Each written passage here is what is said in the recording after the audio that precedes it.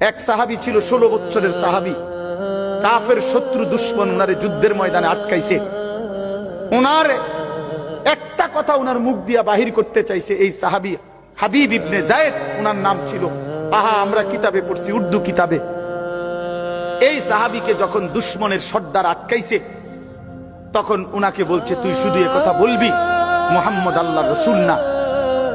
তখন তিনি বলছেন, ওয়াল্লাহি আশহাদু আন্না মুহাম্মাদান রাসূলুল্লাহ, আল্লাহর কসম আমি সাক্ষ্য দিচ্ছি মুহাম্মদ আল্লাহর রাসূল। আনতা কাযযাব, বলছে তুই মিথ্যাবাদী বেটা।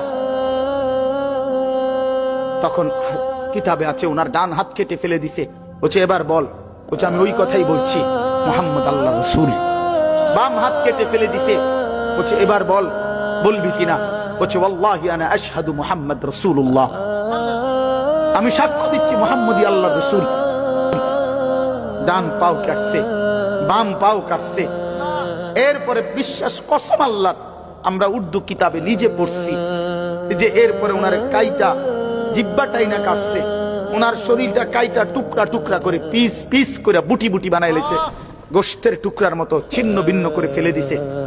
উনি শেষ মুহূর্ত পর্যন্ত বলছে আল্লাহি আনা আশহাদু আন্না মুহাম্মাদান রাসূলুল্লাহ, আল্লাহর কসম আমি সাক্ষ্য দিচ্ছি মুহাম্মদে মুস্তাফা তিনি আল্লাহর রাসূল, তিনি আল্লাহর রাসূল।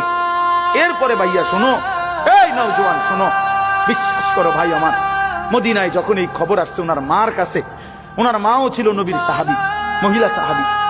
এই সাহাবী হাবিব ইবনে যায়েদের মা উম্মে আম্মারা, মার নাম হলো উম্মে আম্মারা।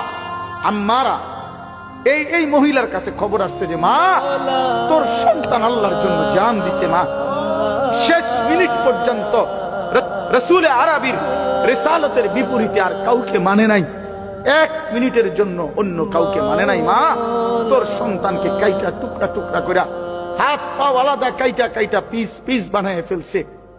দোস্ত আমার, বন্ধু আমার, ওই মা এই খবর শুইনা একটা চিৎকার দিয়া বলছে, মদিনাবাসী লিহাযাল ইয়াউমি আরদাতুহু, এই আজকের দিনের জন্যই আমি আমার সন্তানকে বুকের দুধ খাওয়াইছিলাম।